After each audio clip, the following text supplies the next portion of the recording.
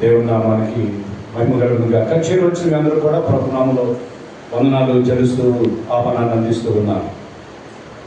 చాలా సంతోషం వచ్చిన వారిని బట్టి. చాలామంది రాలేదు కూడా, చాలా బాధ కూడా ఉంటాం దాంతో పాటు.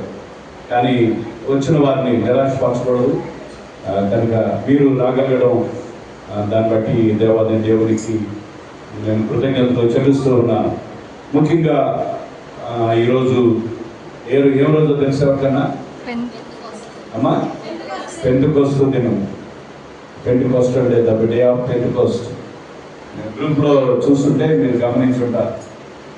ప్రభువైన యేసుక్రీస్తు వారు ఆయన సమాధి చేయబడి సమాధి నుండి తిరిగి లేచిన దినం మొదలుకొని 54 రోజుల పాటు అనేక మంది వ్యక్తులకు, శిష్యులకు, తర్వాత స్త్రీలకు, మరికొంతమందికి కూడా ఆయన కనబడి ఏమండి సమాధి నుంచి లేచిన తర్వాత మహిమ దేహంతో అనేక మార్లు అనేక మందికి ఆయన అగుపడి కనబడి వారితో మాట్లాడి వారిని హెచ్చరించి వారిని బలపరిచి వారందరూ చూస్తుండగా అనేక మంది సుమారుగా 500 మంది పైబడిన ప్రజలు ఒక చోట కూడి ఉన్నప్పుడు వారు చూస్తూ ఉండగా ఆయన అక్కడ నుండి ఏమండి పరలోకానికి ఆరోహణమైపోవడం దేవుని వాక్యంలో మనం చూస్తాం. కనుక ఆయన వెళ్ళిపోయిన ఆ 40 days తర్వాత మరో 10 రోజులు శిష్యులందరూ కూడా ఎక్కడ యెరూషలేము మేడగదిలో వేచి ఉన్న సంగతి మనం చూస్తాం. కనుక ఆయన సమాధిని లేచిన తర్వాత 50వ రోజు పెంటెకోస్తు దేవుని యొక్క ఆత్మ వారి మీదకి దిగి వచ్చినట్లుగా దేవుని వాక్యంలో మనం చూస్తాం. కనుక అది పెంటెకోస్తు అనగా 50వ రోజు, అంతేగాని అది ఒక డినామినేషన్ కాదు, గుర్తుపెట్టుకోవాలి. పెంటెకోస్తు అనేది డినామినేషన్ కాదు, అది 50వ రోజు అని అర్థం పెంటెకోస్తు అనే మాటకు. కనుక 50వ రోజున అంటే దేవుని ఆత్మ దిగి వచ్చిన విషయాన్ని మనం చూస్తాం. కనుక ఆ 50వ రోజు ఈ రోజే. ఈస్టర్ సండే నుంచి మనం లెక్క పెట్టినట్లయితే ఏప్రిల్ 5వ తారీఖు, అంతే కదా ఈస్టర్ సండే. ఏప్రిల్ 5 నుంచి ఈరోజు 24 ఈరోజు వరకు చూసుకుంటే మధ్యలో 50 రోజులు ఉన్నట్టుగా మనం చూస్తూ ఉన్నాం. కనుక ఆ దినమందు ఆయన దేవుని యొక్క ఆత్మను ఈ లోకానికి పంపించిన విషయం మనం చూస్తూ ఉన్నాం. కనుక ప్రపంచం అంతట్లో కూడా ఈ యొక్క సండే, ఈ యొక్క ఆదివారాన్ని ద డే ఆఫ్ పెంటెకోస్తు దినముగా వారు జరుపుకోవడం అనేది మనం చూడగలుగుతూ ఉన్నాం. కానీ ప్రతిసారి కూడా ఆదివారం ఇలాగా మన 50వ రోజు ఈస్టర్ తర్వాత 50వ రోజు దీని సంగతులు కూడా పెంటెకోస్తు గురించిన విషయాలు మనం గ్రహిస్తూ ఉంటాం. ఈ దినమందు కూడా దేవుని వాక్యం నుంచి అదే సంగతులు మాట్లాడడానికి ఉదయకాలం ముందు ఇష్టపడుతూ ఉన్నాను ప్రియులారా. కానీ మాటికి దాని గురించి మాకు తెలుసు కదా, 50వ రోజే కదా దేవుని యొక్క ఆత్మ దిగి వచ్చిన దినం కదా. కనుక ఆ దినమందు దేవుని ఆత్మ దిగి వచ్చినప్పుడు వారి వాక్యంలో మనం చూస్తాం కదా, వారికి వాక్ శక్తి అనుగ్రహించిన కొలది వారు నానా విధములైన భాషలతో మాట్లాడిన సంగతిని మనం చూస్తాం. ఆ దినమందు సుమారుగా 15 నుంచి 16 భాషల్లో ఉన్నవారు అక్కడ చేరువచ్చినట్లుగా మన అపోస్తల కార్యక్రమంలో మనం చూస్తాం. అక్కడ వాక్యంలో మనం చూస్తాం కదా, ఈ 50వ రోజు దినమందు దేవుని యొక్క ఆత్మ దిగి రావడం మనం మొదటి వచనాల్లో 2వ అధ్యాయంలో మనం చూస్తూ ఉంటాం కదా. 2వ అధ్యాయం 2వ వచనం నుంచి మనం చూసినట్లయితే, అప్పుడు వేగముగా వీచు బలమైన గాలి వంటి ఒక ధ్వని ఆకాశము నుండి అకస్మాత్తుగా వారు కూడి ఉన్న ఇల్లంతయు నిండెను, మరియు అగ్ని జ్వాలల వంటి నాలుకలు విభాగింపబడినట్టుగా వారికి కనబడి వారిలో ఒక్కొక్కని మీద రాలగా అందరూ పరిశుద్ధాత్మతో నిండిన వారై ఆ ఆత్మ వారికి వాక్శక్తి అనుగ్రహించిన కొలది అన్య భాషలతో మాట్లాడసాగిరి. ఆ కాలమున ఆకాశము క్రింద నుండి ప్రతి జనములో నుండి వచ్చిన భక్తి గల యూదులు యెరూషలేములో కాపురముండిరి అని మాట చూస్తా ఉన్నాం. కానీ కిందకు వస్తే ఇంకా ఎక్కడెక్కడి నుంచి వచ్చారు అనేది మనం ఎన్నో వచనం నుంచి అంటే 9వ వచనం నుంచి మనం చూస్తాం. అక్కడ ఏ ప్రాంతాల వారు అక్కడ ఉన్నారు, ఏ భాషలు మాట్లాడే వారు అక్కడ ఉన్న విషయాన్ని మనం చూస్తాం. కానీ అక్కడ చూస్తే మనం 15-16 భాషలు మాత్రమే కనబడతా ఉన్నాయి. కానీ ఇప్పుడు చదివిన వాక్య భాగం మనం చూసినట్లయితే అక్కడ చూస్తే ఏమనంటా ఉన్నాడు అక్కడ 5వ వచనంలో, ఆ కాలమున ఆకాశము క్రింద నుండి ప్రతి జన్మలో నుండి వచ్చిన భక్తి గల యూదులు అని అంటారు. కనుక యూదులు, ఇశ్రాయేలీయులు దేవుని ప్రజలు ఆయా భాషలు మాట్లాడేవారు. కనుక నేనంటాను, ఇక్కడ మనం కనబడుతుంది వ్రాయబడిన ప్రాంతాలు 15, 16 వ్రాయబడినట్టుగా ప్రాంతాల పేర్లు ఉన్నాయి, కానీ సుమారు 70 భాషలను బైబిల్ పండితులు చెబుతా ఉన్నారు. ఎందుకనంటే దేవుడు భాషను తారుమారు చేశాడు. ఎప్పుడు? బాబేలు గోపురం మొదలు ఆదికాండంకి వెళ్ళినట్లయితే అక్కడ తారుమారు చేసిన తర్వాత వారు 70 ప్రాంతాలకు చెల్లిపోయిన సంగతిని మనం చూస్తాం. అక్కడ 70 భాషల్లో వారు వారు మాట్లాడే విషయం మనం చూస్తాం. కానీ ఇక్కడ ఆకాశము క్రింద నుండి ప్రతి యూదు జనాంగాలని అంటున్నాడు ఇక్కడ. కనుక నేను అనుకునేదంటే దేవుడి వాక్య ప్రకారం 70 భాషలు మాట్లాడే పరిస్థితి. కనుక ఎలా మాట్లాడేది శిష్యులందరూ కూడా అక్కడ అందరూ చేరువచ్చిన వారందరూ కూడా శిష్యులను చూసి ఇదేంటి మా భాష మాట్లాడుతున్నారు, ఇదేంటి మా భాష వీరికి రాదు. అంతకుముందు వీరికి శిష్యులకు వేరు భాషలు రావు.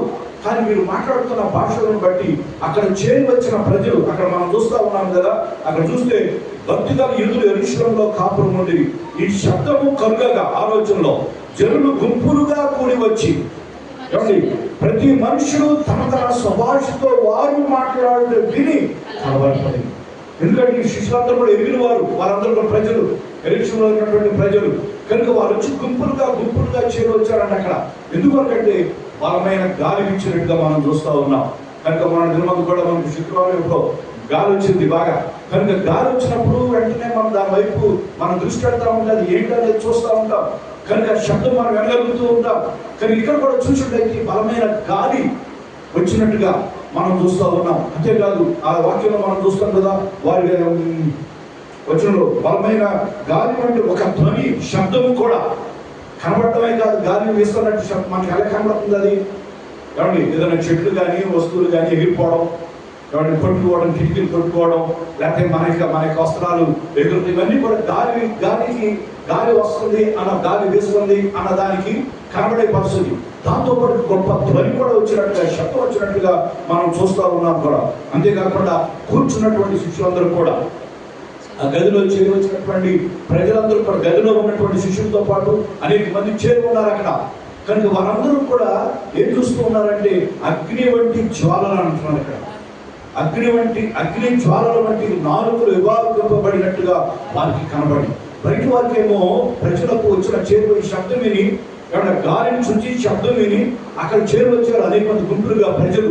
ఆయా ప్రాంతాల్లో నుండి వచ్చిన వారు పండగ దినాలు అన్ని కూడా అందరూ కూడా చేరువచ్చారు. వారి ధ్వనిని, ఆ గాలిని, ఆ శబ్దాన్ని వారు వింటూ ఉన్నారు.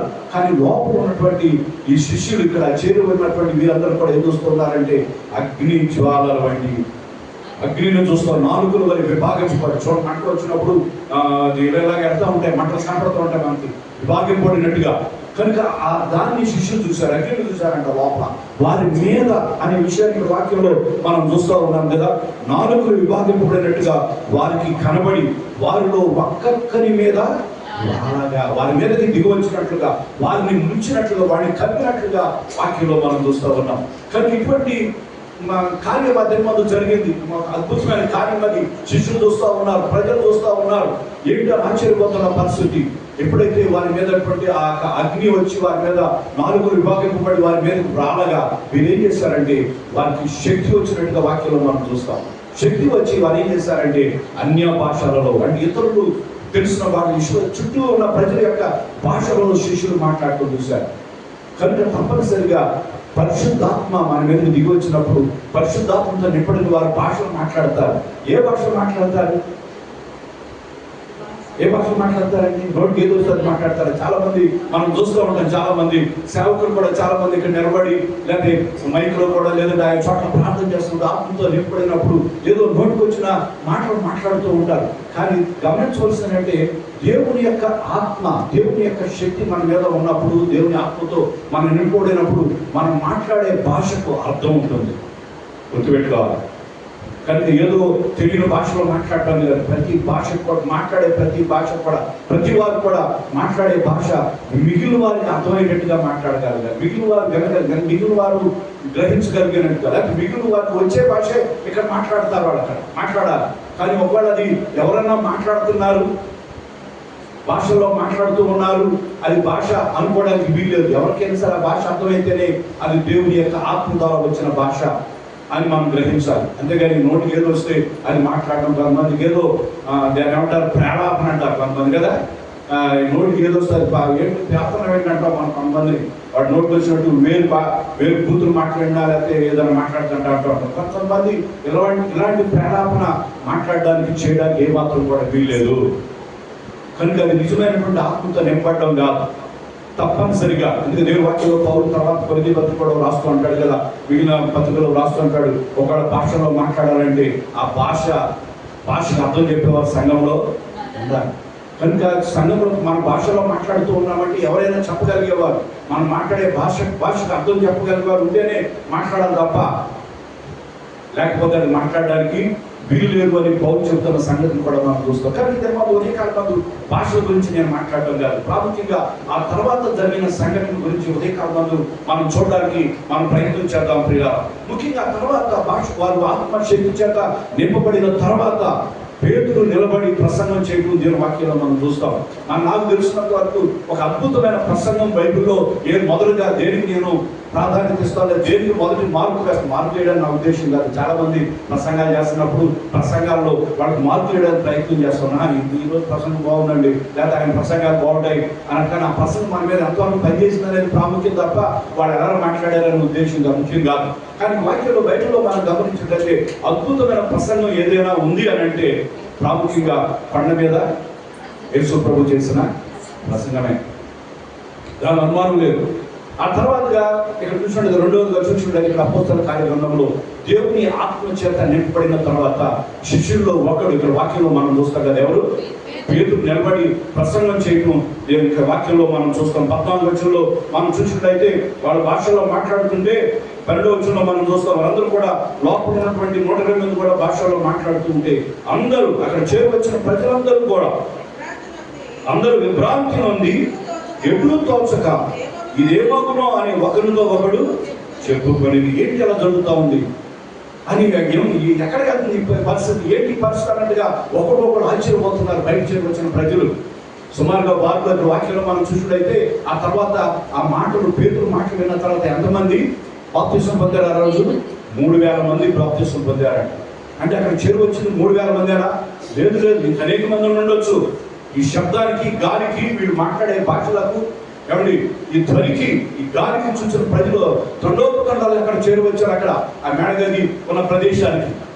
కనుక బయట ప్రజలు వేల కొద్ది ప్రజలు చేరువచ్చారు. కానీ వీరందరూ కూడా అంటే విభ్రాంతి నొందారు. ఏమైపోతుంది ఏంటి పరిస్థితి? ఇటువంటి ఎప్పుడు మనకు విభ్రాంతి నొందుతాం, ఎప్పుడు మనం ఆశ్చర్యపోతాం? కాబట్టి మనం ఎప్పుడు చూడండి, మనం ఎప్పుడు వినని, మనకు ఆ ఊహకు అందరి దాన్ని చూసినప్పుడే ఆశ్చర్యపోయే పరిస్థితి, భయం కలుగుతుంది, విభ్రాంతులతో. కానీ ఏమైపోతుంది, ఏంటి పరిస్థితి, ఏం జరుగుతుంది అని వీళ్ళందరూ కూడా ప్రజలందరూ కూడా అక్కడ ఆశ్చర్యపోతున్న విభ్రాంతులంతున్న పరిస్థితిని ఇక్కడ వాక్యంలో మనం చూస్తూ ఉన్నాం. కొందరైతే వీరు కొత్త మద్యముతో నిండి ఉన్నారని అపహాస్యం లేని తాగేసి మాట్లాడారు. కొంతమంది ఉంటారు కదా, కాబట్టి కొంతమంది ప్రసంగం బాగుంది, ప్రసంగం ఏం దొరుకుతుందా అంటే మాట్లాడే సాగుడు ఏం మాట్లాడతాడో, నాతో ఏం మాట్లాడతాడు, ఈ మాట ద్వారా నేను ఏం మార్పు చెందాలి అని ఆశతో ఎదురు చూసేవారు కొంతమంది ఉంటే, వినేవాళ్ళు మరికొంతమంది ఉంటారు వీళ్ళకి ఎన్ని మార్పు చేయొచ్చు, దీంట్లో ఏం తప్పులు ఉన్నాయి, ఈయన ఏం తప్పు మాట్లాడాడు, తప్పులు ఎంచడం తప్పేం కాదు. ఎందుకంటే దేవుని సేవకుడు వాక్యం అందిస్తున్నప్పుడు తప్పనిసరిగా అది కరెక్టో కాదో మనం సరి చేసుకోవాల్సిన అనుమానం లేదు. ఒకవేళ మనం ఆ ఉద్దేశంతో కూర్చుంటే దేవుని యొక్క వాక్యం చేసే పని మన జీవితాల్లో జరగదు. కనుక ఇలా ప్రజలు ఉంటా ఉంటారు. కానీ అక్కడ చేరువచ్చిన 1000 మంది ప్రజల్లో కొంతమంది ఎవరుకుంటారంటే ఆయన తాగేసి ఉన్నారు, ఎందుకంటే మొత్తుగా మాట్లాడుతున్నారు, రాని భాషలో మాట్లాడుతున్నారు. ఇప్పుడు కూడా ఈ కంపెనీ ఇక్కడ ఉన్నటువంటి గదిలో ఉన్న వాళ్ళందరూ కూడా ఇప్పుడు కొట్టినటువంటి భాషలు మాట్లాడేవారు కాదు, జాలరులు చేపలు పెట్టేవారు. కనుక వీరందరిలో కూడా భాషలు రాదు వాళ్ళకి.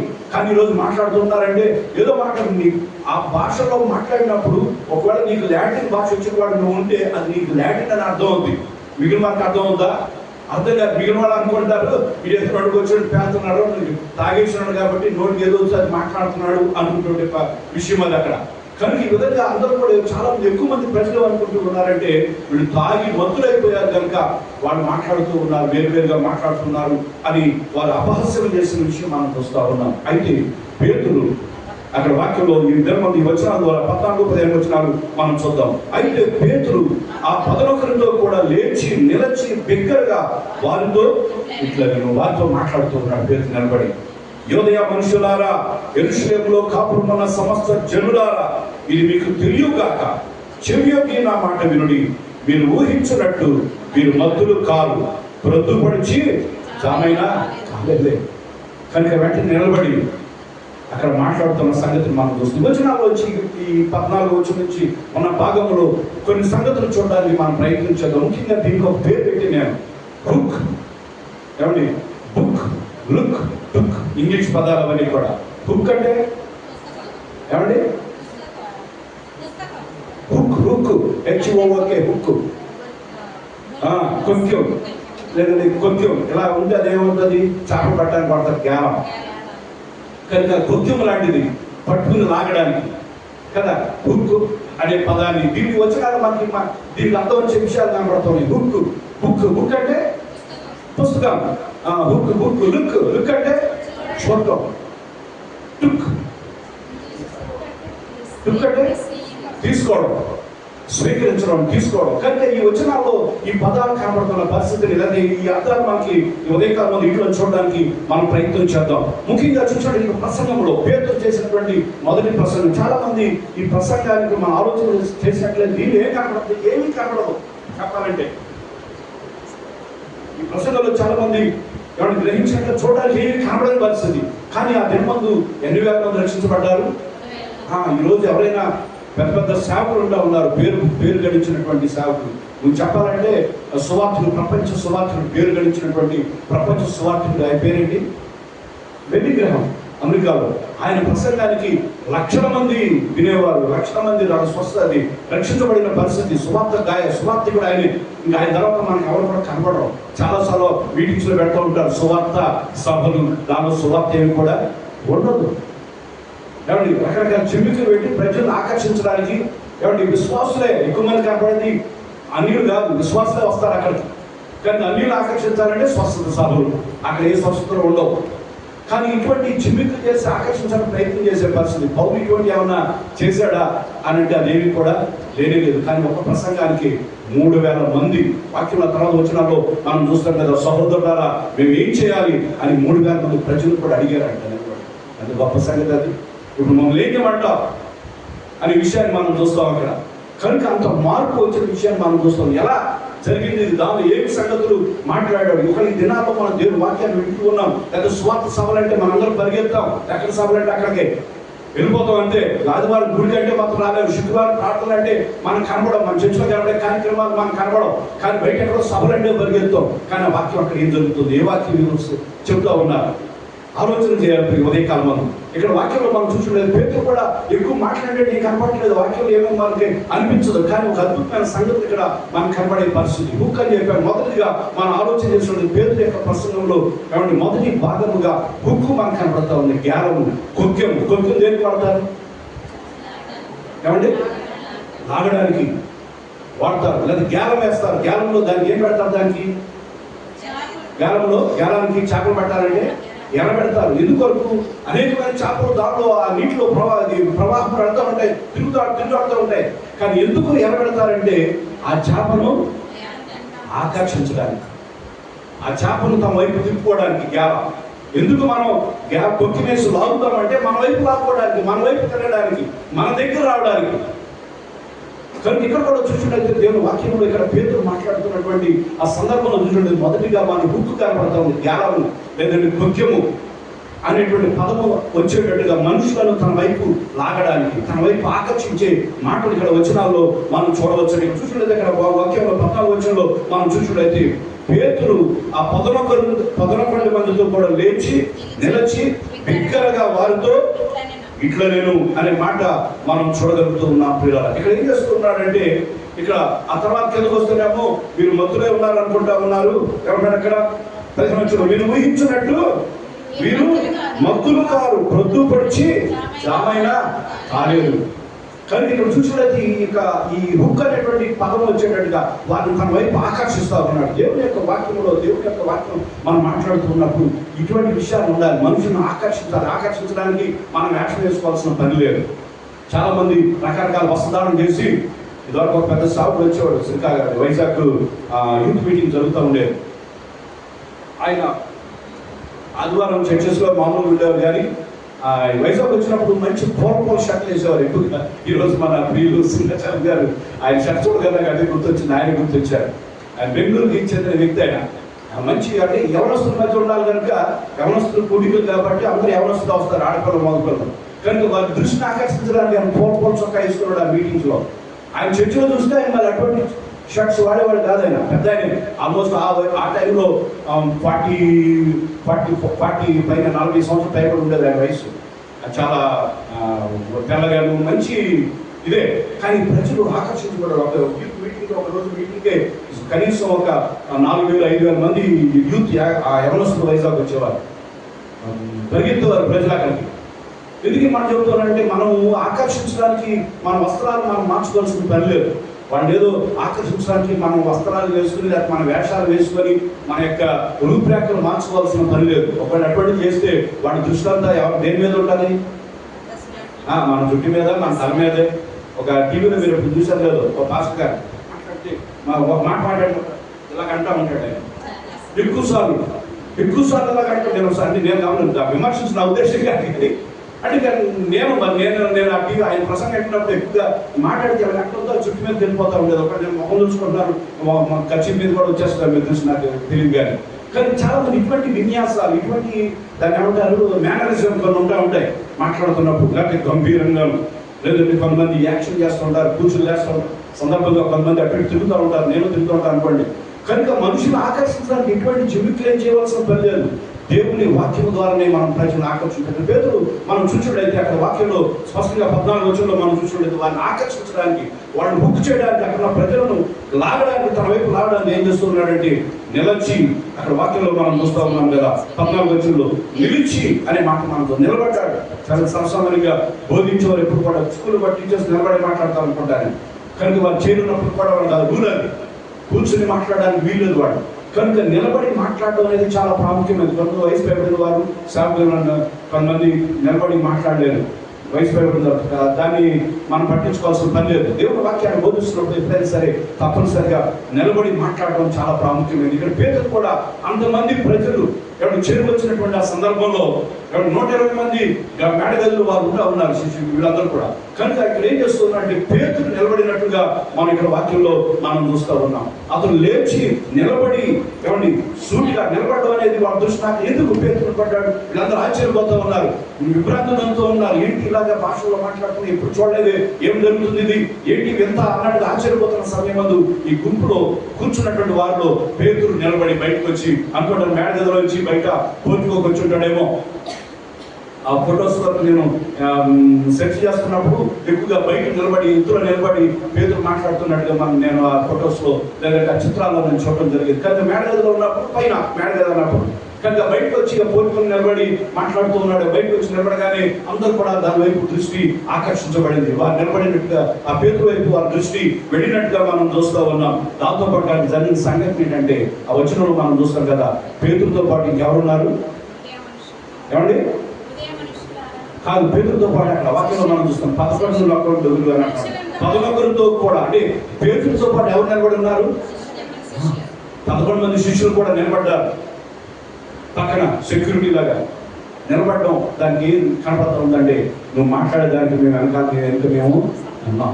మీరు అది ఉదయకాలం మంది జ్ఞాపకం చేస్తూ ఉన్నాను. దేవుడి యొక్క సేవకులు అది ఎవరు మాట్లాడుతున్నా, సంఘమైన మీరు దానికి చేరి వచ్చిన మీరందరూ కూడా మేము మీ మాట వింటున్నాం, మీతో మేము ఉన్నాం, మీ అటెన్షన్లో ఉన్నాం అన్న దృష్టిని, అన్న సందర్భాన్ని, ఆ సూచనను, ఆ సంకేతాన్ని తప్పనిసరిగా ఇవ్వాల్సిందే. ఇక్కడ మిగిలిన 11 మంది కూడా ఎంతమంది శిష్యులు?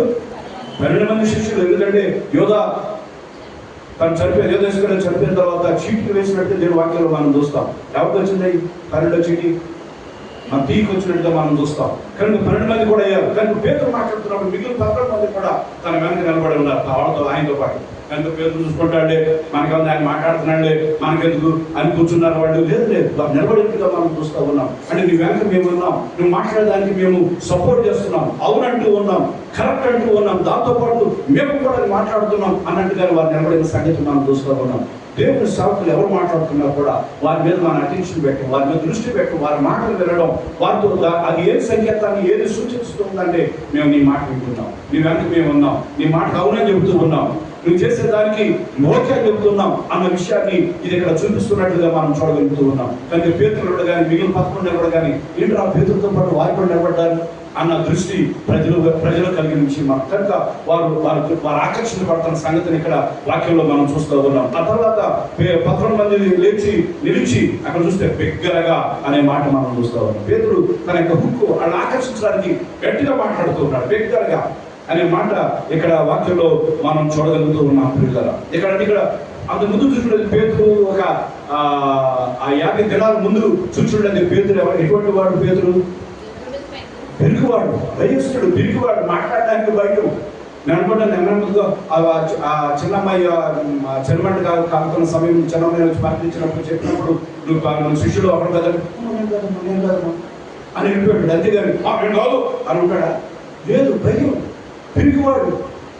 కానీ అటువంటి పేరు ఇక్కడ వాక్యంలో మనం చూస్తూ ఉన్నాం కదా, బిగ్గరగా అన్నప్పుడు ఆ బిగ్గరగా అనే పదంలో చూసినట్లయితే ధైర్యం కనబడతా ఉంది, దృఢత్వం కనబడతా ఉంది. కానీ నేను చెప్పేది కరెక్ట్ అన్నట్టుగా గట్టిగా మాట్లాడే పరిస్థితి. దేవుని వాక్యాన్ని ఇప్పుడు కూడా మాట్లాడుతున్నప్పుడు ఇక్కడ వివరిస్తున్న వారు కూడా దేవుని వాక్యం కీర్తన మీరు వివరిస్తూ ఉంటారు, లేదంటే ఆయా సమయాల్లో ఆయన వచ్చినప్పుడు మీరు వివరిస్తున్నప్పుడు కూడా గట్టిగా మాట్లాడాల్సిందే. ఎందుకంటే వాక్యం మీద అధికారం దేవుడు మనకి ఇచ్చాడు. ఆయన ఆ మాటను మీరు వివరిస్తున్నప్పుడు మనం స్వామి ఎత్తాలి. బిగ్గరగా అనేది ఏంటి? దాని ఉద్దేశం ఏంటంటే ఈ వాక్యాన్ని నేను అవునని చెబుతూ, ఈ వాక్యం నేను ఎరిగిన వాడిని, ఈ వాక్యం నాకు తెలుసు, ఈ మాట కరెక్ట్ అని చెప్పడం, బిగ్గరగా చెప్పడం. అన్ను నెమ్మదిగా కొంతమంది ప్రార్థన కూడా చేస్తారు. నెమ్మదిగా మాట ఏర్పడదు. మన జయపురంలో చూస్తాం కదా, ప్రార్థన చేయండి, మీ భాష మీరు చేయాలన్నా సరే బయటకు రాదు సౌండ్, చివరి మాత్రం ఆమెను మాత్రం లెక్క అంటారు. ఏస్తున్నాములో ఆ పద మాత్రం గట్టిగా వినపడుతుంది. కానీ ఇక్కడ ఏదైనా మనం దేవుని సన్నిధిలో మనం చేస్తున్నప్పుడు మనుషులను మనుషులు ఆకర్షించుకోవడానికి ఈ పని చేయడం కాదు. ఇక్కడ నిలబడిన వారు తప్పనిసరి ఈ విధానాన్ని అవలంబించాల్సిందే. బిగ్గరగా మాట్లాడడం, దాని ద్వారా ఎదుటి కూర్చున్న వారు ఆకర్షించబడతారు, స్వరం వైపు వింటున్నారు అనే విషయాన్ని ఇక్కడ వాక్యంలో మనం చూడగలుగుతూ ఉన్నాం. కనుక 3 సార్లు తిరస్కరించబడినటువంటి పేతురు ఇక్కడ చాలా ధైర్యంగా బిగ్గరగా మాట్లాడుతున్న సంగతిని మనం చూడగలుగుతూ ఉన్నాం. ఎందుకు అక్కడికి ఎలా మాట్లాడాలని చూస్తే వాక్యం మనం చూస్తాం కదా, 10 వచనాల్లో వాక్శక్తి వారికి అనుగ్రహించగలరు. ఆ శక్తి ఎక్కడి నుంచి వచ్చింది వారికి? దేవుని ఆత్మ ద్వారా, పరిశుద్ధ ఆత్మ ద్వారా. కనుక తిరిగి నిర్మించబడ్డాడు, తిరిగి మరలా శక్తిని పొందుతున్నాడు పేతురు. తిరుగు పేతురు, పిరికి పేతురు. కనుక ఇక్కడ చూస్తే చాలా గట్టిగా స్వరాన్ని ఎత్తి అక్కడ పదాన్ని మనం బిగ్గరగా అనే పదాన్ని ఎత్తి చూపడం అనేది మనం చూస్తూ ఉన్నాం. చాలాసార్లు ఈ పదానికి అసలైన బైబిల్ పదానికి వాడే పదం ఎటువంటిదంటే, నీటిలో పడవను నడుపుతున్నప్పుడు కొన్నిసార్లు వాడు గాలికి ఎదురు పెట్టడానికి ఏం చేస్తారు తెలుసా? తెరచాపలు వేస్తారు. తెరచాపలు ఎత్తుతారు, దాన్ని ఎత్తడం అని అంటారు.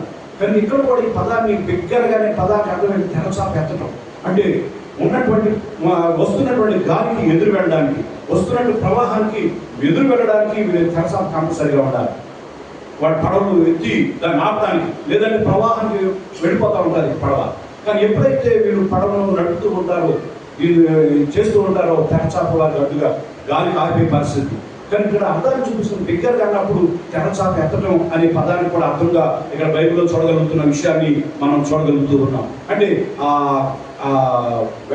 వెళ్ళడానికి, ముందుకు వెళ్ళడానికి కావాల్సినటువంటి శక్తిని పొందుకోవడం, కానీ బిగ్గరగా మాట్లాడడం అర్థాన్ని చూపిస్తున్నట్టుగా మనం చూస్తూ ఉన్నాం. కానీ బిగ్గరగా ఇక్కడ మాట్లాడుతున్న సంగతి మనం చూస్తూ ఉన్నాం. చివరిగా మనం చూసినట్లయితే 15వ వచనంలో ఏమంటా ఉన్నాడు? మీరు ఊహించినట్టుగా మీరు మత్తులు కాదు, ప్రొద్దుపడిచి కామం కాలేదు. కానీ మీరు అనుకున్నట్టుగా అనుకుంటారు మాట్లాడుతున్నప్పుడు చాలా గమ్మత్తుగా నవ్వుతూ మాట్లాడుంటారు. ఎందుకంటే వాళ్ళందరూ కూడా అంటా ఉన్నారు, వీళ్ళు మత్తులు అయిపోయారు, తాగేసి మాట్లాడుతున్నారని ప్రజలందరూ చెప్పొచ్చిన 1000 మంది ప్రజలు అనుకుంటున్న ఆ గుసగుసలు ఆ మాటలు వారికి వినపడ్డాయి. కనుక పేతురు అంటా ఉన్నాడు, జోక్గా కామెడీగా ఉంటుంది, మీరు మత్తులయ్యారనుకుంటున్నారు కదా, ఎలాగని ఉంటాడు నవ్వుతూ, సీరియస్గా కాదు.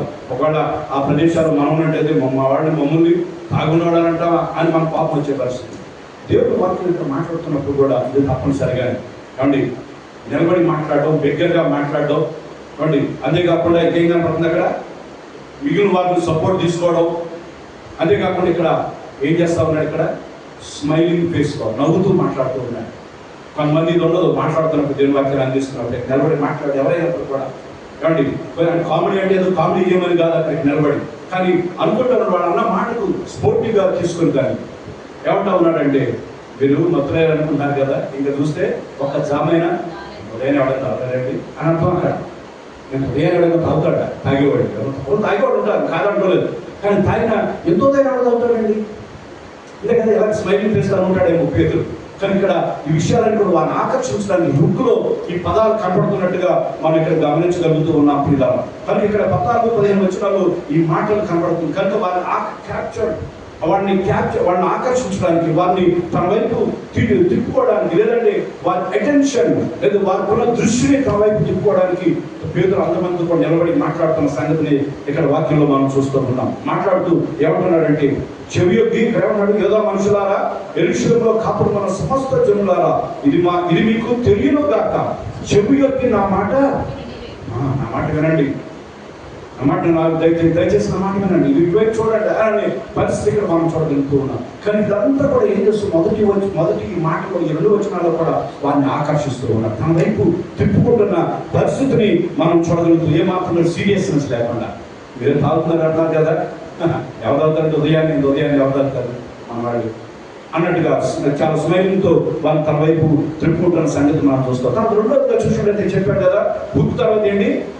బుక్ అంటే పుస్తకం, లేఖనాలు, స్క్రిప్చర్స్. తప్పనిసరిగా దేవుని వాక్యం తప్ప మరి ఏది మాట్లాడడానికి వీలేదు. ఇక వాక్యంలో మనం చూసినట్లయితే పేతురు మిగిలిన విషయాలకి వెళ్ళడం లేదు. ఇక్కడ దేవుని వాక్యంలోంచి ఎత్తి చూపుతున్నటువంటి సంగతిని ఈ ఉదయకాలంలో మనం గ్రహించలేదు. ఎందుకంటే దేవుని వాక్యం సత్యమైనది.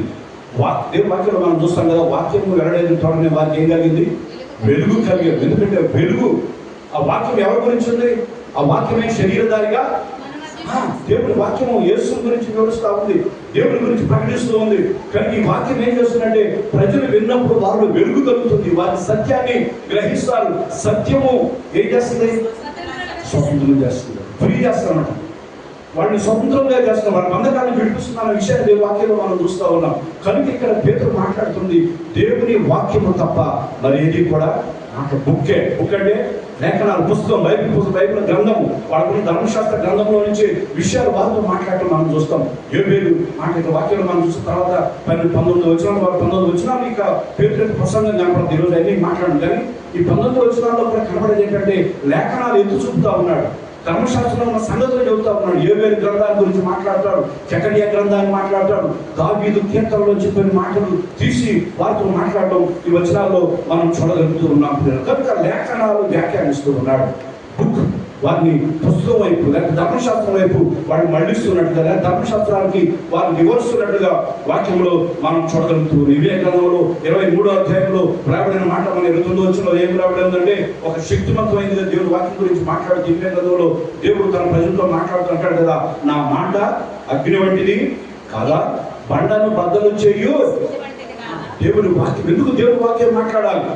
వారిని ఆకర్షించిన తర్వాత మనం దేవుని వాక్యాన్ని ఎందుకే ఇక్కడ పేతురు మాట్లాడుతూ ఉన్నాడంటే, దేవుని వాక్యం ఎటువంటిదని దేవుని వాక్యం చెబుతూ ఉంటాం, బైబిల్ చెబుతూ ఉందంటే, వాక్యము అంటే ఇక్కడ శుద్ధి వంటిది కదా, బద్దలు చేయి, అగ్ని వంటిది కాల్చేస్తుంది. అది అగ్ని అంటే కదా, బండని బద్దలు చేయు, శుద్ధి వంటిది కాదా అనే మాటలు ఇక్కడ 20వ గ్రంథం నుంచి మనం గుర్తు చేసుకుంటూ తను మాట్లాడుతున్న సంగతిని మనం చూస్తూ ఉన్నాం. ఇక్కడ చూసుకుంటే ఇక్కడ 19వ వచనంలో ఎవరు మాట్లాడుతూ ఉన్నాడు? ఇక్కడ చూడండి, 19వ వచనం ఏం మాట్లాడుతున్నాడు? పైన ఆకాశమందు మహత్కార్యములను, క్రింద భూమి మీద సూచక్రియలను, రక్తమును, అగ్ని, పొగ, ఆవురిని కలుగు చేసిన బహువచనాల్లో మనం చూస్తాం. 16వ వచనం అంటాడు, యోబేలు ప్రవక్త ద్వారా చెప్పబడిన సంగతి ఇదే, ఏమనగా అంత్య దినముల యందు నేను మనుషులందరి మీద నా ఆత్మను కుమ్మరించేదను. కనుక యోబేలు గ్రంథంలో రాబడిన మాటలు ఇక్కడ పేతురు జ్ఞాపకం చేస్తున్నాను. ఇక్కడ తన మాటలు కాదు, తన ఆలోచనలు కాదు, తన ఉద్దేశాలు కాదు,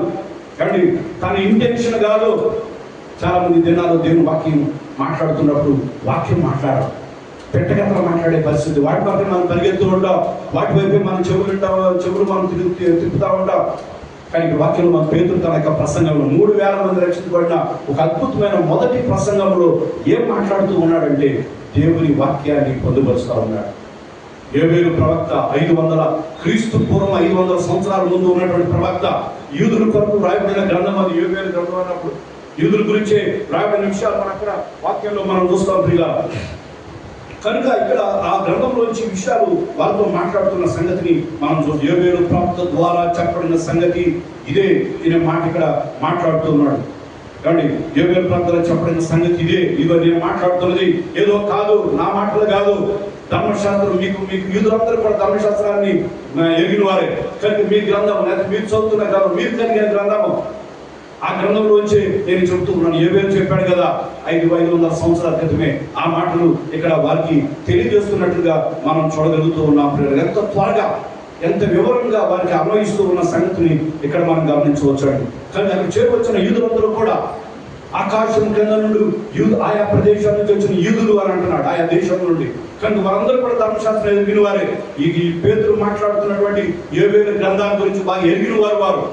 ఎందుకంటే యూదుల గురించే యోవేలు ప్రవక్త మాట్లాడిన సంగతి మనం చూస్తాం. అక్కడ ఆ గ్రంథం అంతా కూడా యూదుల గురించే రాయబడింది. కనుక ఆ మాటలన్నీ కూడా ఎరిగిన వారే.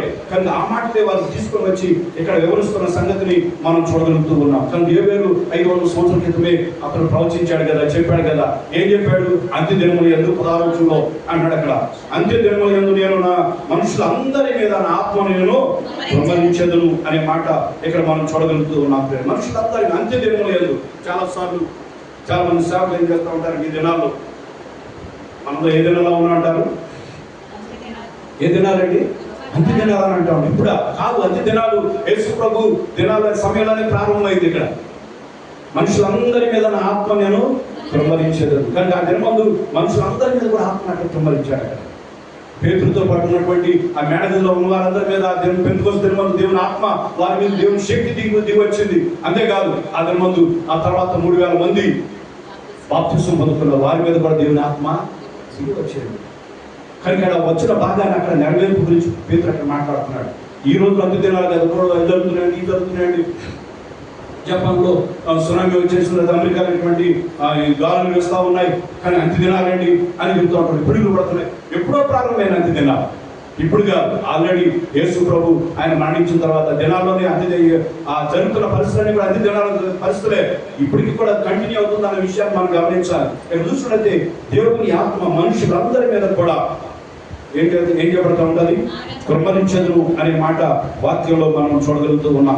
అంత్య దినములు అనే మాట మనం చూడగలుగుతాం. కుమ్మరించెదను ఇక్కడ వాక్యంలో చెప్పబడుతున్న మాట, నా ఆత్మను కుమ్మరించెదను అనే మాట మనం చూడగలుగుతాం. కుమ్మరించడం అంటే జ్ఞాపకం చేసుకోవాల్సిందండి. కుమ్మరించడం అంటే ఉంపెట్టు, ఎత్తి తిప్పే ఉంపెట్టు. ఒకసారి ఉంపెట్టు గ్లాసులో ఏమండి నీళ్ళు పోయడం కాదు, ఇలాగా పోస్తాం పొందుతాం. అలా కదా పడేయడం. చాలాసార్లు పొట్టపోతగా వర్షం పడుతుందండి, ఆకాశం తిరిగిపోయినట్టు వర్షం పడుతుందండి అని అంటాం, కుమ్మరించబడ్డం. కానీ ఇక్కడ దేవుని యొక్క ఆత్మ ఎటువంటిదంటే ఎలా చెప్తామంటే కుమ్మరించబడ్డం అనేది. కనుక నువ్వు కుమ్మరించేస్తున్నావంటే ఎంత పడుతుంది, ఎక్కడ పడుతుంది అని చూస్తావు. నువ్వు చూడవు, కుమ్మరించు, దాని అర్థం అది ఇక్కడ. కనుక ఇక్కడ వాక్యం యొక్క అర్థం ఏంటంటే దేవుని యొక్క శక్తి, దేవుని యొక్క ఆత్మ ఏమంటే ఎలా ఇస్తాడని చెప్తుందంటే దానికి కొరత లేదు, దానికి కొలత లేదు, ఏమండి తారతమ్యాలు లేవు అనే విషయాన్ని ఇక్కడ మనం తప్పనిసరిగా గ్రహించాలి. అందుకే కీర్తన 23వ కీర్తనలో అంటాడు కదా, దావీదుతో చెప్తుంటాడు, నా గిన్నె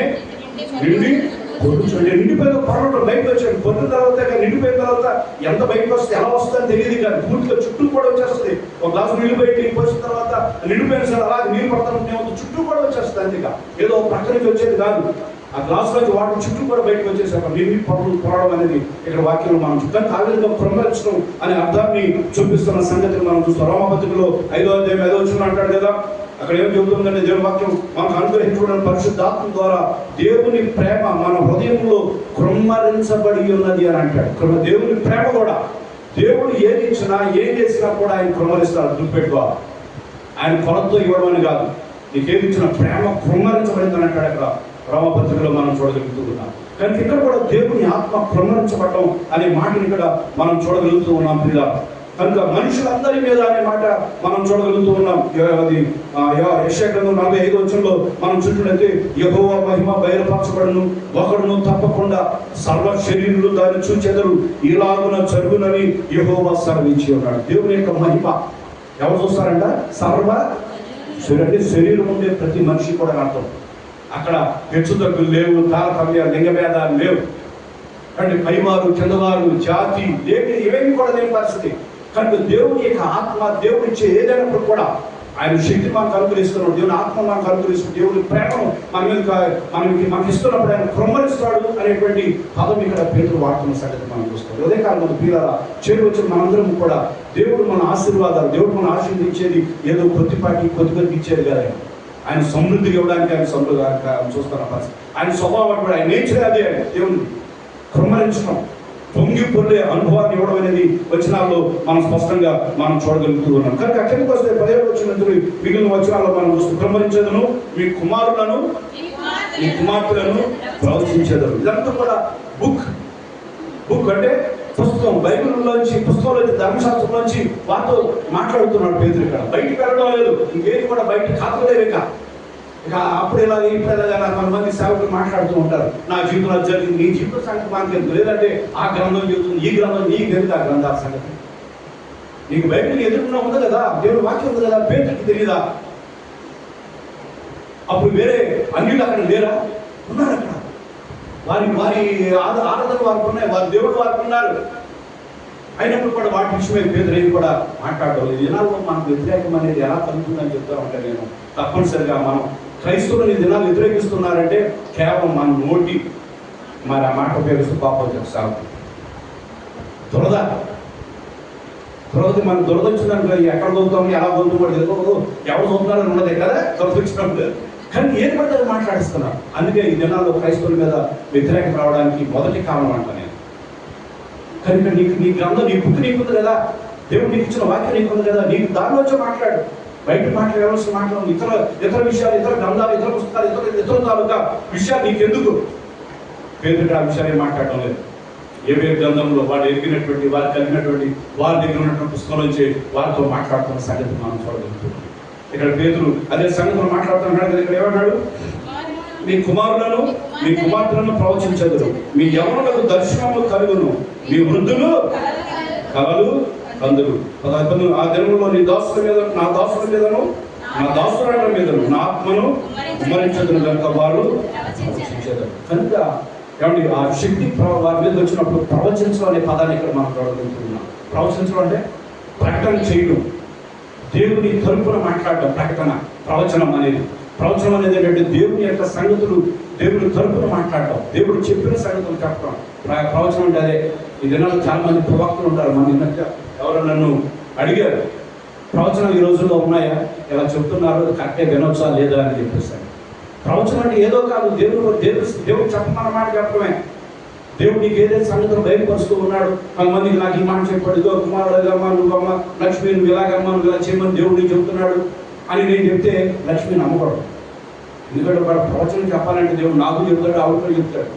ఒక నేను చెప్పిందని ఆవిడకి దాన్ని ఆవిడ రూఢి చేసుకోవాలి, ఆవిడ కూడా చెప్పాలి దేవుడు. అందుకే నాకు ఈ పని చెప్పాడమ్మా, నేను అలా చేయమంటాడమ్మా అని నేను జనాలు చాలా మంది ప్రవచనాలు చెప్పాడు ఎలాగే చేస్తున్నారు. దేవుడు నాకు చెప్పాడు, దేవుడు నాకు బయలుపరిచాడు, నీ గురించి, ఆయన గురించి ఆయన బయలుపరచాడు, ఎదుటి గురించి బయలుపరిచేస్తున్నాడు. జాగ్రత్త. ప్రవచనం అంటే దేవుడు చెప్పమన్నమాట, దేవుని యొక్క నోరు అంతేగా ప్రవచనం, ప్రకటన ప్రవచనం అంటే ఆయన మాట్లాడేది మనం మాట్లాడమే.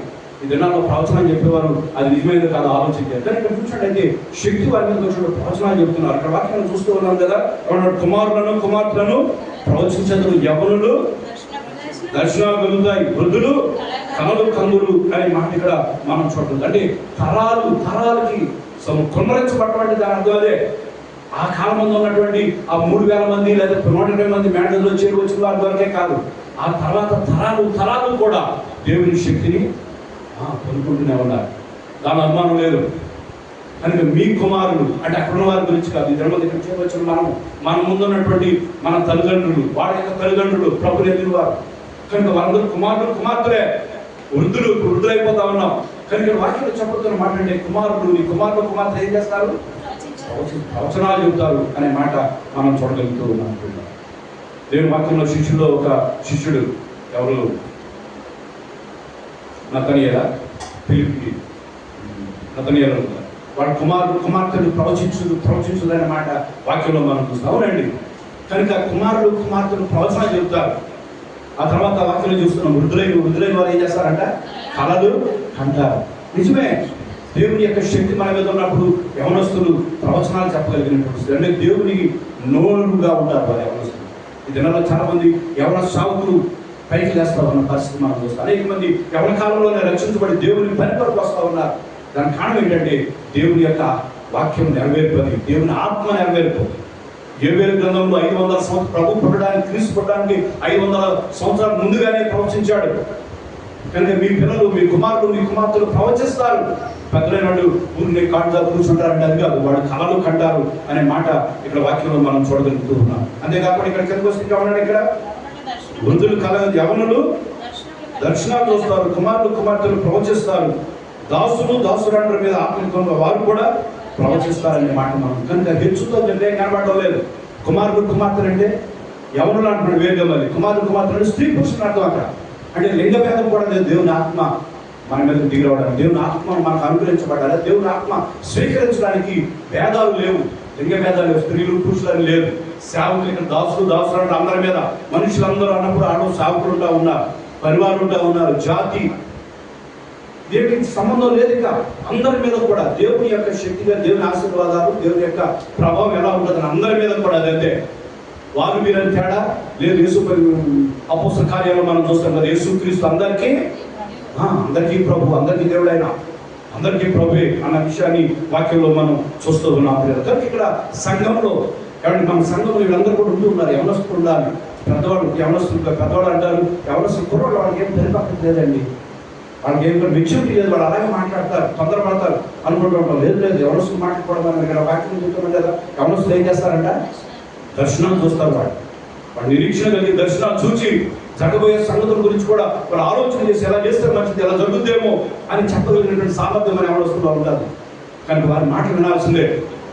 మిగిలిన వాళ్ళు అంటారు, కొంచెం వయసులో ఉన్న వారు ఏమంటారు, ఇక ముసలి గురించి వయసు పడిపోయింది, ముసలు అయిపోయారండి, వాళ్ళు ఇంకా ఆ కాలంలో ఉండిపోయారు కదా. ఈ రోజులో చాలా మంది పిల్లలు అలాగే అంటారు. ఎవరు మీ ఇంట్లో ఉన్న అమ్మ నాన్న చూసి, మీరు ఇంకా ఆ కాలంలో ఉండిపోయారమ్మా, మీరు ఇంకా అక్కడే ఉండిపోయారు, మీరు ఇంకా ముందుకు వచ్చేది లేటెస్ట్.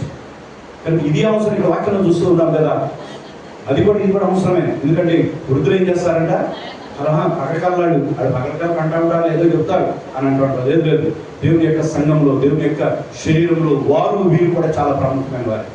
పురుషులు, స్త్రీలు, యవనస్తులు, వృద్ధులు భాగమై ఉన్న విషయాన్ని వాక్యంలో మనం గమనించగలుగుతూ ఉన్న సంగతిని మనం చూడగలుగుతూ ఉన్నాం. అంతేకాకుండా వాడు విశ్వవ్యాప్తంగా అందరి చోట్ల కూడా అందరి కుమార్తెల మీద కూడా దేవుని ఆత్మ దిగి వచ్చే పరిస్థితి కూడా మనం చూడగలం. గలాతీయుల పత్రికలో వ్రాయబడిన మాట మనం 3:8 ఏమో రాయబడిందంటే, యూదుడని గ్రీసు దేశస్థుడని లేదు, దాసుడని స్వతంత్రుడని లేదు, పురుషుడని స్త్రీ అని లేదు, యేసుక్రీస్తునందు మీరందరూ ఏకముగా ఉన్నారు అని గలాతీయుల పత్రికలో పోరాడాడు.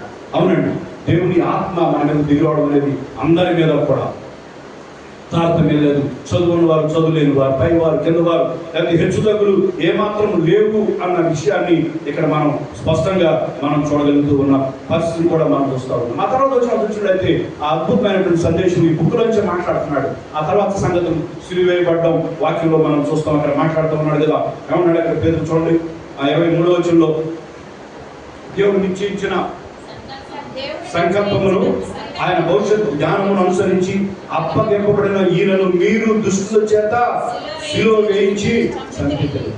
మీరు చంపేశారు.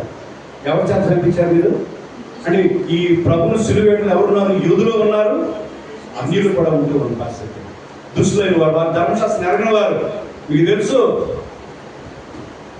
ధర్మశాస్త్రంలో రాయబడి ఉంది అక్కడ యేసుని గురించి, కనీక గర్భం ధరించి కుమారుని అంటదన్న విషయం. కానీ మనం ఏం చేశారంటే, మీరందరూ ఏం చేశారంటే, ఆ యేసుని ఏం చేశారు, సిలువ వేశారు. ఎవరితో ఏం చేశారు, దుష్టులు చేత. మీరు దీనిలో మీకు భాగం ఉంది దీనిలో, అంతేకాదు అన్నిళ్ళు కూడా భాగం ఉంది అన్న విషయాన్ని ఓపెన్గా చెబుతున్న పరిస్థితి మనం చూడగలుగుతున్నాం. చాలా మంది వాక్యం మాట్లాడుతున్నప్పుడు ఏమనుకుంటారా, దేవుని వాక్యం గురించి 2 అంశాలు కదా. కనుక దేవుని వాక్యం మాట్లాడుతాం, ఉన్నదన్నట్టుగా మాట్లాడాలి. దానికి ఏదో మసిపూసి మారేడికాయ చేసి, దానికి ఏదో కలిపి చేయవలసిన పని లేదు. దేవుని వాక్యం ఉన్నదన్నట్టుగా ఎప్పుడు మాట్లాడినా, ఎక్కడ మాట్లాడినా అది గుర్తుపెట్టుకోండి. మనం దానికి ఏది కలవడానికి వీళ్ళ ప్రకటన చూస్తే దాని కలుపువాడులో దేవుని వాక్యానికి ఏదైనా కలిపినా,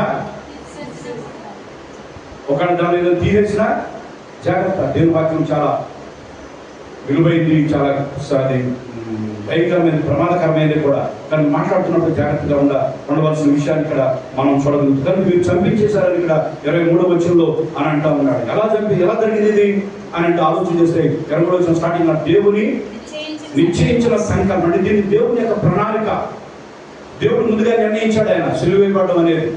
కనుక ఆ నిర్ణయం దాని ప్రకారం జరగడం, అంతేకాకుండా ఇంకెందుకోసం అన్నాడు, ఆయన భవిష్యత్తు జ్ఞానమును అనుసరించి. కనుక దేవుని యొక్క ప్రణాళిక చొప్పున, దేవుని యొక్క నిర్ణయం చొప్పున, ఆయన ప్లాన్లో భాగం అంతా కూడా దానికి మీరు లొంగిపోయారు, మీరు చేశారు, దీనిలో మీరు కూడా భాగం ఉంది అని వారిని చెప్పడం అనేది మనం చూస్తాం. కనుక మీరు చంపేశారు, అయిపోయిందా దాంతో? కాదు. కిందకు వస్తే అంటాడు కదా 20వ వచనంలో, మరణం ఆయనను బంధించుట అసాధ్యము కనుక దేవుడు మరణ వేదనను తొలగించి ఆయనను లేపాను. ఆయన లేపాడు, ఆయన మరణంలోంచి, సమాధి నుంచి ఆయన లేచాడు. కనుక దానికి మీకు మన యొక్క గ్రంథంలో ఉన్న మాటలు మన కిందకు వస్తే కీర్తన గ్రంథం దావీదు కీర్తనలో నుంచి కొన్ని మాటలు మాట్లాడుతున్నాడు. ఆయన నేను ఎల్లప్పుడూ నా ఎదుట ప్రభువును చూస్తుంటేని దావీదు ఇట్లనే, దావీదు గురించి దావీదు మాటల్లో చెబుతా ఉన్నాడు. దావీదు కీర్తనలో నుంచి కొన్ని మాటలు తీసుకుని మాటలు చెబుతా ఉన్నాడు. చెప్పుకొచ్చి ఇదంతా కూడా దావీదు తన గురించే మాట్లాడా అనడానికి వీలు లేని పరిస్థితి. కానీ ఇక్కడ కిందకు వస్తే 8వ వచనం ఎన్ని చెప్పిన తర్వాత ఏమన్నాడు ఇక్కడ, సహోదరులారా మూల పురుషులకు దావీదుని గురించి మీతో నేను ధారాళముగా మాట్లాడవచ్చును. అతడు చనిపోయి సమాధి చేయబడను, అతని సమాధి నేటి వరకు మన మధ్య ఉన్నది అన్న విషయాన్ని వాక్యంలో మనం చూడగలుగుతూ ఉన్నాం. కానీ ఆయన ఇక్కడే ఉన్నాడు, ఆయన సమాధిలో ఉన్నాడు. ఆయన నేను మాట్లాడుతూ దావీదు మాట్లాడాడు కనుక దావీదు గురించి కాదు, యేసుని గురించే దావీదు మాట్లాడాడు అంటాడు. ఎప్పుడంటే అది క్రీస్తునకు 1000 సంవత్సరాల ముందు. దావీదు కాలం ఎప్పుడంటే క్రీస్తునకు ముందు, క్రీస్తు పూర్వము 1000 సంవత్సరాలప్పుడు దావీదు మాట్లాడిన మాటలు కూడా. అంతకుముందు ఏవేల ప్రవక్త 500 సంవత్సరాల ముందు ఉన్నటువంటి మాటలు ఎత్తు చూపాడు. ఇక్కడ దావీదు మాట్లాడిన మాటలు ఎత్తు చూపుతా ఉన్నాడు. 1000 సంవత్సరాల ముందు ఈ మాటలు మాట్లాడాడు. ఎవరి గురించో మాట్లాడు, తన గురించి మాట్లాడలేదు. ఎందుకంటే అతని సమాధి ఇంకా మన మధ్య ఉంది. కానీ యేసు సమాధి ఎలా ఉంది? ఖాళీగా ఉంది. ఆయన లేపాడు దేవుడు అన్న విషయాన్ని ఇక్కడ స్పష్టం చేస్తూ దానికి గుర్తుగా, దానికి ఒక రుజువుగా దేవుని వాక్యాన్ని వారికి అందించడం అనేది కూడా మనం చూడగలుగుతూ ఉన్నాం. కానీ ఇవన్నింటి గురించి కూడా మాట్లాడుతూ పెట్టుకొస్తాడు కదా 37 క్రీస్తు పాత్రలో విడవడం లేదని, ఆయన శరీరం కుళ్ళిపోలేదని దావీదు ముందుగా తెలుసుకొని ఆయన పునరుద్ధానం గురించి లేపారు. యేసును దేవుడు లేపారు. దీనికి మేమందరము కూడా, ఇది దేవుని వాక్యం ప్రకటించడం అంటే నిజమైనటువంటి దేవుని వాక్యం, నిజమైన ప్రసంగం ఏంటంటే దేవుడు తప్ప మరి ఏది కూడా ఈ వాక్యంలో ఎక్కడ కూడా కనబడటం లేదు. ఇంక వేరే విషయాలు ఏమీ బోధించలేదు, మిగిలిన సాక్ష్యాలు లేవు. ఈ రోజుల్లో మనం స్వార్థ ప్రకటిస్తున్నాం, వీధుల్లోకి వెళ్ళామంటే మనం సాక్ష్యం చెప్పాలి. ఎవడో అంతకుముందు ఎరగని వాడు, నేను అది చేశాను, ఇది చేశాను, ఎలా ఉన్నాను, అలా ఉన్నాను, ఆ తర్వాత ప్రభుని తెలుసుకున్నాను, ఇప్పుడు యేసు ప్రభునికి ఆ సాక్ష్యం చెప్పకపోతే వెనకాల ప్రసంగికులు మేము ప్రసంగాలు చేయలేము. ఎందుకంటే స్వార్థ ప్రకటించిన దినాలు ఎవరికి రాని పరిస్థితి. యేసు ప్రభు కూడా ఆయన 30 సంవత్సరాల తర్వాత 3.5 సంవత్సరాలు దేవుని రాజ్య ప్రకటన చేశాడు. ఏం చెప్పాడు ఆయన? దేవుని రాజ్యము సమీపించనైంది, మారు మనసు పొంది. ఇదే మాట సువార్త, ఇంకేమీ లేదు. ఇంకా ఇదే సువార్త, ఇదే మాట. ఎక్కడికి ఇదే మాట ఎప్పుడు చూసాడైతే పేతురు కూడా తన ప్రసంగంలో యేసు గురించి చెప్పాడు. యేసు జరిగిన సంగతులన్నీ కూడా, మీరు ఏం చేశారు యేసు గురించి, ఆ తర్వాత దేవుడు యేసు గురించి ఏం చేశాడు అని 3 ముక్కలు మొత్తం కూడా చేసేసాడు. వివరించిన సంగతిని ఇక్కడ వాక్యంలో మనం చూడగలుగుతూ ఉన్నాం. కనుక తప్పనిసరిగా దేవుని వాక్యం మనం మాట్లాడుతున్నప్పుడు బుక్లో వచ్చే బుక్ అండ్ బుక్, కానీ దేవుని వాక్యంలో వచ్చే వివరణ, లేఖనాలు, స్క్రిప్చర్స్ని మనం వారి ముందు పెట్టవలసిన పరిస్థితి ఇక్కడ వాక్యంలో మనం చూడగలుగుతూ ఉన్నాం. ఆ తర్వాత 3వది మనం చూడండి, దేవుని పేద ప్రసంగంలో 3వది కనపడుతుందంటే ఏముంది? లుక్, చూడండి, వాడిని నా వైపు చూడండి, దేవుని వాక్యాన్ని చూడండి. కనుక ఏం జరిగిందో మీరు గ్రహించాలి, దానికి మేము సాక్ష్యం అన్న మాట వాడిని చూడండి అని అంటున్నాడు. ఏం చూడమంటే ఆయన సమాధిలో అయినా లేడు అనే విషయాన్ని అక్కడ వాక్యం ద్వారా వారు వివరిస్తున్నట్ట మాట మనం చూడగలుగుతూ ఉన్నాం. ఎప్పుడైతే ఆ వివరణ వాక్యం చూడ దాని వైపు చూడండి అని చెప్పగలిగాడు. ఇగో మీరు సిలువ వేసిన ఈ యేసునే దేవుడు ప్రభు గారు 36వ వచనంలో చూడండి, అక్కడ ఏమన్నాడు? అక్కడ మీరు సిలువ వేసిన ఈ యేసునే దేవుడు ప్రభు గాను క్రీస్తు గాను నియమించాను అనే మాట. కానీ మీరు ఎవరినైతే సిలువ వేశారు, ఇగో ఈ యేసునే చంపండి, సిలువేయండి అని కేకలు వేస్తారు యూదులైన వారు. పిలాతు దగ్గర ఆ కైప వారి యొక్క సమాజ మందిరంలో కూడా కేకలు వేశారు, చంపండి, సిలువేయండి, సిలువేయండి అని ఆయన మీద నింద వేశారు. ఆయన మమ్మల్ని రాజు వ్యతిరేకంగా మమ్మల్ని తిరుగుబాటు చేయమంటున్నాడు అన్నారు. పన్ను కట్టొద్దని చెబుతున్నాడు కదా, రకరకాల అబద్ధాలు ఆయన మీద ప్రచారం చేశారు. కానీ మీరే కదా ఇవన్నీ చేసింది. ఈ యేసుని ఏం చేశాడు ఆయన? ప్రభువుగాను యేసును, మీరు సిలువేసిన యేసుని దేవుడు ప్రభువుగాను క్రీస్తుగాను. ప్రభు అంటే లార్డ్, రాజు, పైన కుడిపార్శ్వంగా ఆయన లేపి, సమాధిలోంచి లేపి, కుడి పట్టలేకుండా ఆయన లేపి దేవుని కుడిపార్శ్వమున ఆయన సింహాసనం మీద కూర్చోబెట్టాడు. కనుక ప్రభువుగా అంటే అప్పుడు రాజులందరికంటే హెచ్చుగా ప్రభు అన్నప్పుడు లార్డ్, ప్రభు, అన్నిటి మీద అధికారి, అన్నిటి మీద గొప్పవాడు, అన్నిటి మీద అధికారం కలిగిన వాడు అని అర్థాన్ని చూపిస్తామని. కనుక ఆయన ప్రభువుగాను క్రీస్తుగాను. క్రీస్తు అనగా అభిషిక్తుడు, అభిషేకించబడిన వాడు ఆయన. కానీ చూడండి, లుక్, ఆయన వైపు చూడండి, మీ దృష్టి సారించండి. ఆయన ఇప్పుడు ఎక్కడ ఉన్నాడు? సమాధిలో లేడు ఆయన. ఆయన్ని ప్రజలందరూ కూడా చూశారు. ఆ దినమందు ఆయన సిలువ వేసిన ఆ శుక్రవారం దినమందు ఉదయకాలం మందు ఆయన వీధుల్లో లాక్కి వెళ్ళడం, ఈడ్చుకుని వెళ్ళడం, సిలువని ఎత్తుకొని నడవడం, ఆయన శరీరం అంతా కూడా రక్తమైపోయింది. కనుక చాలా అసహ్యంగా వాక్యంలో మనం చూస్తున్న యెషయా గ్రంథంలో యెషయా భక్తుడు రాస్తున్నాడు కదా, చూడనాలని వాణి కానీ ఆయన పదివేలలో అతి సుందరుడు ఆయన. కానీ అటువంటి వాడు ఎలా ఉన్నాడు? ఆ దినమందు శుక్రవారం మందు చూడనాలని వాణి కానీ అంటే చూడడం. ఆయన చాలాసార్లు మన రక్తం చూసినప్పుడు, దెబ్బలు చూసినప్పుడు నాకు కళ్ళు తిరిగిపోతాయి. చూడలేను అసలు, మనం చూడలేము. భయంకరమైన పరిస్థితి. కానీ అంత భయంకరమైన స్థితిలో వీళ్ళు చూచారు. ఆ దృష్టి, ఆ జ్ఞాపకం వాళ్ళ వీధులందరూ కూడా ఆ రూపం వాళ్ళు కనపడతా ఉంది, వాళ్ళ దృష్టిలో కన్నులో కనపడతా ఉంది. కనుక ఆయన అప్పుడు అలా ఉన్నాడు. కానీ ఇప్పుడు చూస్తే ఎలా ఉన్నాడు? ఆయన ప్రభు, రాజులకు రాజు, ప్రభులకు ప్రభు, అందరికంటే పైన సింహాసనం మీద ఆయన కూర్చొని పెట్టాడు. ఆయన మహిమ ప్రభావాలు ఆయన దగ్గర ఉంటా ఉన్నాయి. ఆయన ఆకాశం, ఆయన సింహాసనము, భూమి ఆయన పాదపీఠము. చూడండి ఆయన వైపు అని, లుక్ లుక్. ఆయన అందరినీ కూడా యేసు వైపు తన దృష్టిని మళ్ళిస్తూ ఉంటాడు. ప్రసంగం చేసే పేతురు వైపు కాదు. నన్ను చూడండి, నా ప్రసంగం ఏనండి, నేను మినిస్ట్రీ చేస్తున్నాను, ఇంకొకటి చాలా మంది సభలు పెడతా ఉంటారు, ఇంత ఖర్చు అయిపోయింది, అంత ఇది అయిపోయింది, ఎంత అయిపోయింది, దేవుడి ఇక్కడ సభ సువార్త ప్రకటించు అన్నాడు, దీనికి కావాల్సిన కానుకలన్నీ కూడా మీరే ఇవ్వాలని అడుగుతూ ఉంటారు. దేవుడి ఇక్కడ సభ పెట్టమన్నప్పుడు దానికి కావాల్సిన డబ్బులన్నీ ఆయన కూడా చాలా జాగ్రత్త. మనుషులను ఆకర్షించుకునే పరిస్థితి. కానీ పేదలకు అదేమీ లేదు. తన దృష్టిలంతటినీ కూడా, మనుషుల యొక్క దృష్టిలంతటినీ కూడా, మనుషుల యొక్క ఆలోచన అంతటినీ కూడా ఎవరి మీద ఎటువైపు తిప్పుతూ ఉన్నాడు? యేసు వైపు చూపిస్తాడు. ఆయన చూడండి, లుక్, నన్ను చూడొద్దు, నా మినిస్టర్ని చూడొద్దు, నాకు కట్టిన మీ బిల్డింగ్ చూడటం కాదు, లేకపోతే మా వెనకాల ఎంత అవసరం ఉంది, ఎంత ఉద్దేశాలు ఉన్నాయి, లేకపోతే ఎంత అవసరం ఉంది, ఎంత మాకు కావాలి అని అక్కడ పేదలు ఏం చెప్పడం లేదు. మొదటి ప్రసంగంలోనే ఎంత అద్భుతమైనటువంటి సందేశాన్ని ప్రభువుని చూపిస్తున్న సంగతిని మనం చూడగలుగుతున్నాం.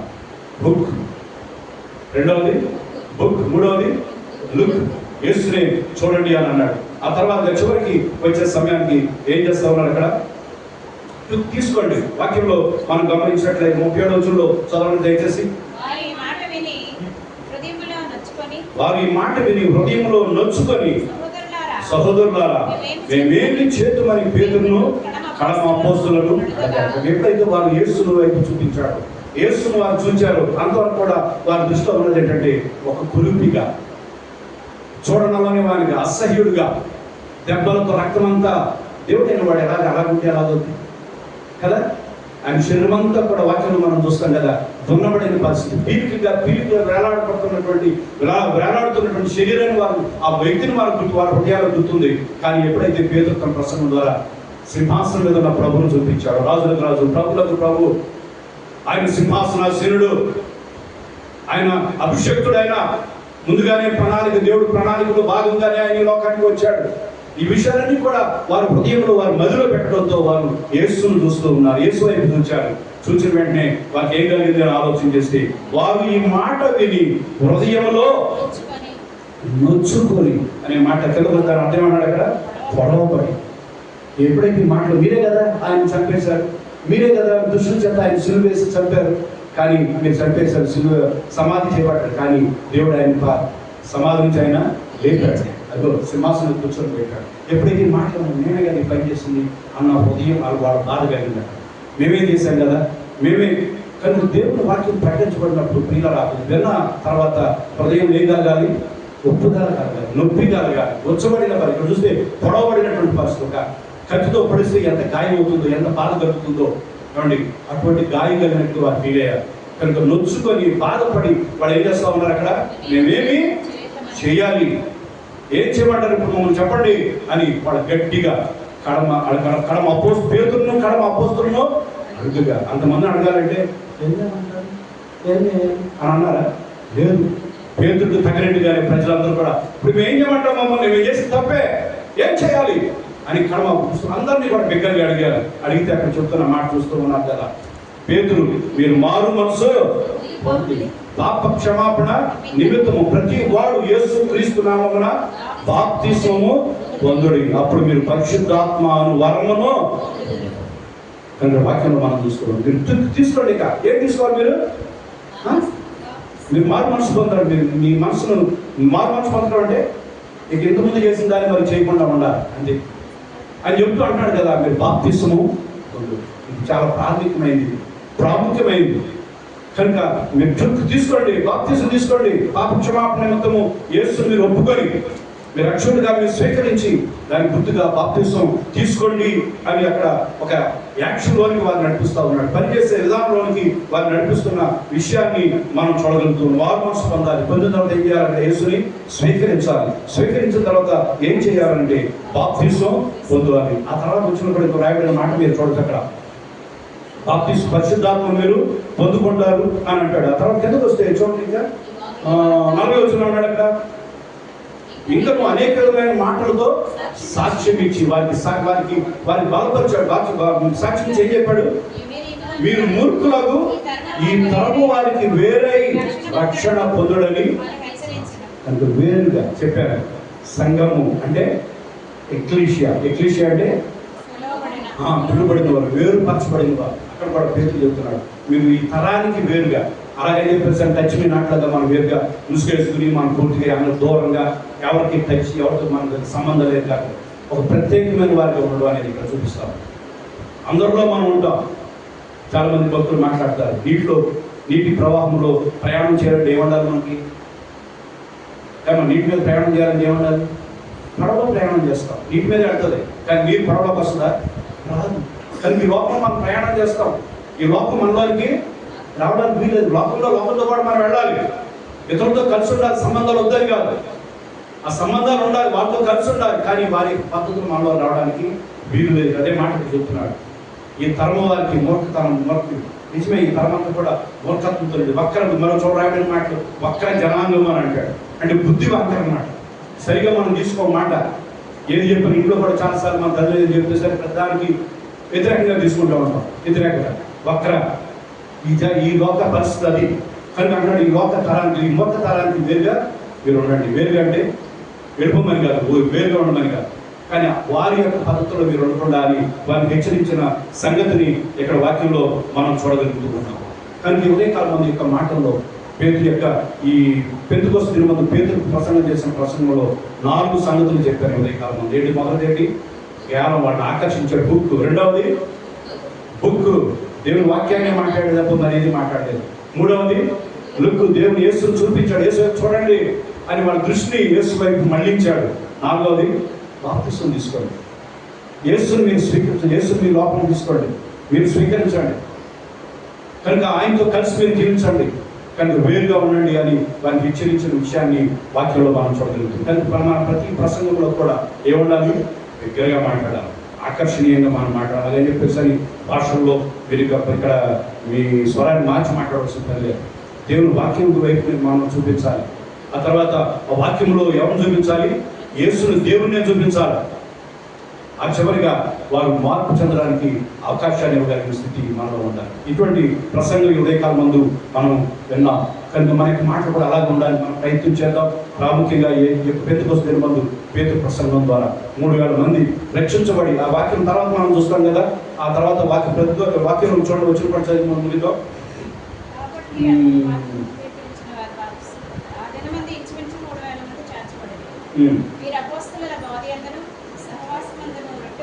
నలభై 7 వచ్చిన మధ్యలోంచి మరియు ప్రభు చివరి వచ్చినలో మరియు ప్రభు రక్షణ పొందుతున్న వారిని అనుదినము వారితో చేర్చుచుండేను అని. ప్రతి దినము కూడా చేర్చబడుతున్న పరిస్థితిని మనం చూడగలుగుతాం. ఎప్పుడైతే ఆ యొక్క లుక్కు టుక్కుంటారో దేవుని వైపు ఆకర్షించబడే విధంగా మన దేవుని వాక్యాన్ని బోధించడం, యేసును చూపించడం చేయగలిగితే ప్రజలు దేవుని దగ్గర వస్తూ ఉంటారు. ప్రతి దినం కూడా వారు చేర్చబడిన సంగతి మనకు ఈ దినాల్లో దేవుని వాక్యం అలా ఉండాలని ప్రార్థన చేద్దాం. మన మధ్య వివరిస్తున్న వారు, లేకపోతే ఇక్కడ నేను మాట్లాడుతున్నా నేను కానీ, లేదా ఎవరైతే కొంచెం వివరిస్తూ ఉంటారు, ఎవరైతే దేవుని వాక్యం ఎరిగిన వారు, లేదా మీరు మాట్లాడుతున్నప్పుడు కూడా దేవుడి కార్యాలు జరిగించాలని కూడా మనం ప్రార్థన కోరుతుంది. దేవుడి కొద్ది మాట మనం ఇంట్లో దీవించును గాక. అందరూ తల వచ్చి కళ్ళు మూసుకున్నట్లయితే చిన్న ప్రార్థన నేనే చేస్తాను.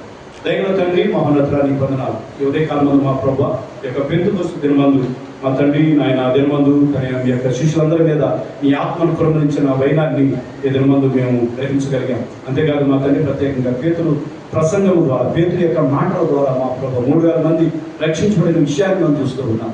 తనకి మాటలో మా ప్రభు నాయన మనుషులను నాయన తన వైపు తన మాటలు వినాలని తన వైపు ఆకర్షించిన విషయాన్ని నేను చూస్తూ ఉన్నాం. అంతేకాకుండా మా ప్రభు నాయన లేఖనాలను మాత్రమే తను విశదీకరించాడు. ఆయన లేఖనాలు వివరణాత్మకంగా వివరించిన విషయాన్ని మేము చూడగలిగాం. ప్రభు నీకు వందనాలు నాయన, స్తోత్రాలు. అంతేకాదు మా తండ్రి యేసు యొక్క మాటల్లో యేసును చూపించగలిగాడు. తను యేసు యొక్క కార్యాలను వివరించగలిగిన సంగతిని మేము చూస్తూ దాని ద్వారా మా ప్రభు వారు నిన్ను స్వీకరించగలిగారు. బాప్తిసం తీసుకున్న విషయాలు మేము చూడగలుగుతూ ఉన్నాం. కనుక మేము ఎప్పుడు మాట్లాడినా మా మాటల్లో మా ప్రభు అని సంగతులు ఉండగలిగినట్లు అనేక మంది మార్పు కారణమైన మాటలుగా మా యొక్క ప్రసంగాలు కానీ మా యొక్క సందేశాలు మేము మాట్లాడే ప్రతి మాట ఉండగలిగినట్టు మీ సహాయం దయచేయండి. ఇక్కడ ఎవరైతే నిలబడి మాట్లాడుతూ ఉన్నారో వారు మాత్రమే దాన్ని నీ మాటలు వివరించగలిగినట్లుగా, అయ్యా నీ కొరకు వారు మాట్లాడగలిగినట్లుగా మీ కృపను అనుగ్రహించండి. ఉదయకాలం ముందు నన్ను ఆయా ప్రదేశాల్లో స్వార్థ ప్రకటించబడతా ఉంది, ఆయా సంఘాల్లో వాక్యం వివరించబడతా ఉంది. మొత్తం ఆయా సభలు జరుగుతున్న పరిస్థితి ప్రతి చోట కూడా మా ప్రభా కేవలము ఈ వాక్యాన్ని మాత్రమే వివరించేవారుగా ప్రతి సేవకుడు ఉండగలిగినట్లు మీరు ఆయత్తపరచమని ఈ మాటల ద్వారా మా ప్రభా మేము మార్పు చెంది నాయన ఇదో తండ్రి మా జీవితాల్లో మరింత నీ యొక్క సన్నిధికి మేము ఆకర్షించబడి నీతో మేము మమేకమై ఉండగలిగినట్లు నీ కృపా సహాయాన్ని మీరు మాకు దయచేయమని, మాకు నీ యొక్క పెంతెకొస్తు దినమందు మా ప్రభా మీరు చేసిన కార్యాన్ని బట్టి మరోసారి నేను గణపరుస్తూ మహిమపరుస్తూ ఈ ఉదయకాలంలో మాత్రం ఎవరైనా